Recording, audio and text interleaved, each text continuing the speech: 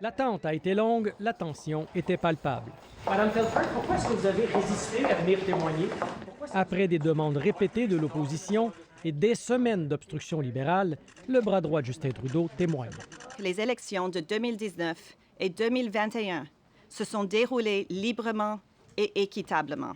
Les députés d'opposition l'attendaient de pied ferme. If you are aware of it, the Prime Minister is aware of it, correct? Au cœur des interrogations, que savait le bureau du premier ministre et à quel moment l'a-t-il appris? Vous, est-ce que vous avez vu ces documents? S'il y a de l'information qu'elle garde à l'intérieur du cabinet et qui n'est pas divulguée à soi des ministres, voire même le premier ministre. There is nothing that is ever kept from the Prime Minister. Je ne cache rien au premier ministre, assure Katie Telford. Mais pour le reste de son témoignage, la chef de cabinet se réfugie souvent derrière son devoir de réserve pour des raisons de sécurité nationale. I can't speak to N'empêche, quelques heures à peine avant son témoignage, de nouveaux documents ont fait surface. On y apprend que Justin Trudeau et ses ministres ont reçu 31 séances d'information sur l'ingérence étrangère depuis 2018.